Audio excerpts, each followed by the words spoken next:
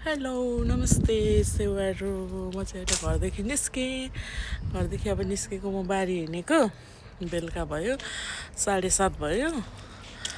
अनि बारी गएर फुलहरू रोप्नुपर्ने थियो त्यसले गर्दा म बारी जाँदैछु यहाँ नानी र म जाँदैछु मम्मीहरू चाहिँ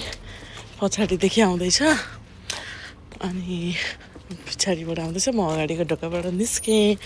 अब म बारी पुगेर देखाउँछु फुल रोप्नुपर्ने छ त्यही भएर बारी हिँडेको हेर्दै गर्नु कस्तो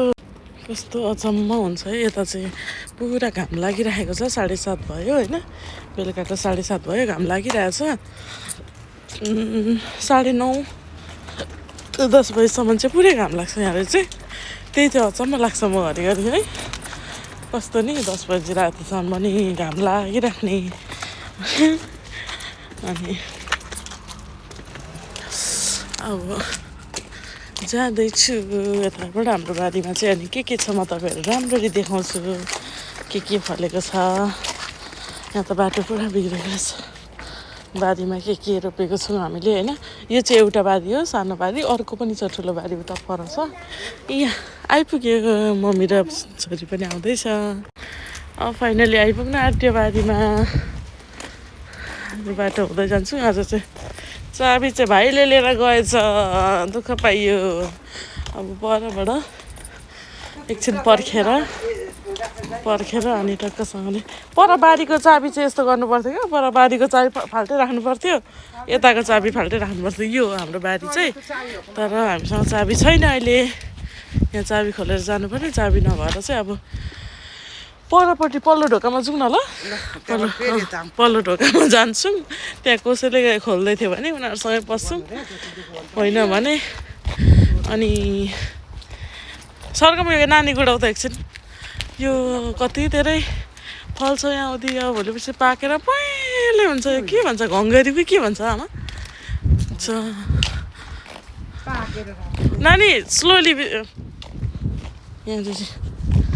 फुलहरू बाटोमा म अनि भित्र पनि देखाउँछु फुल कस्तो मजाको फुल वा आमा पनि यहाँ रेडी हेलो आमा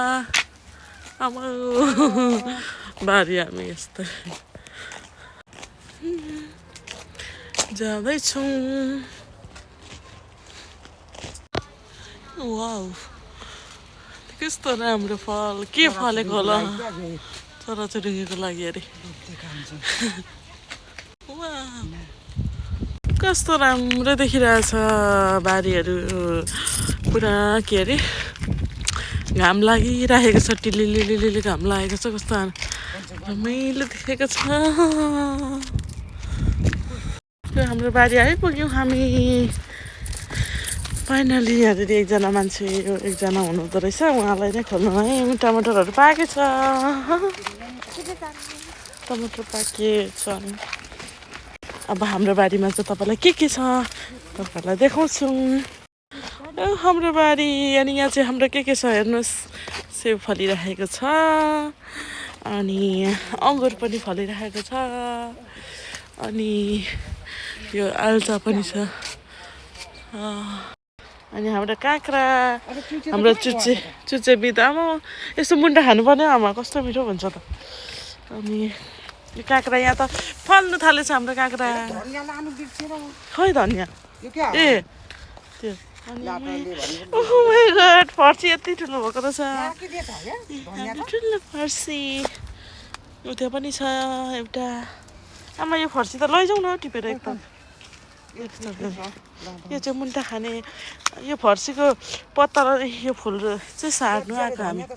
फुल यत्रो भइसकेछ हाम्रो टमाटर यो चाहिँ हाम्रो बारी है हाम्रो बारी यो मकै चाहिँ राखेको मकै तर हुँदैन केही सिली के गरेको त्यही राखेको छु भन्दैन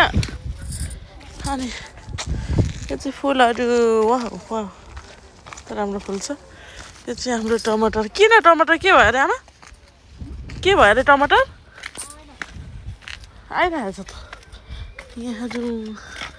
हाम्रो टमाटर यहाँ एक दुईवटा पाक्न थालेछ यो टमाटर यो मकै पनि गोड्ने बेला भएछ नि आमा नि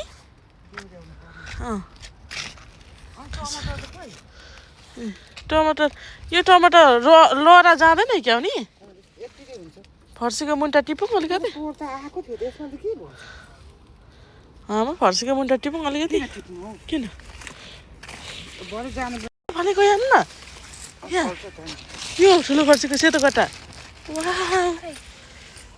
कति राम्रो यहाँ एउटा गट्टा लानुपर्छ क्या हो खानु यस्तै गट्टा मिठो हुन्छ नि कि ठुलो बनाउने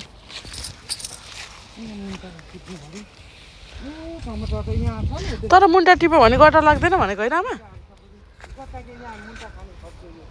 अनि गट्टा लागिरहेको चाहिँ यत्रो देखेन हौ देखिहाल्नु भयो हाम्रो बारी यस्तै छ अनि यस्तै छ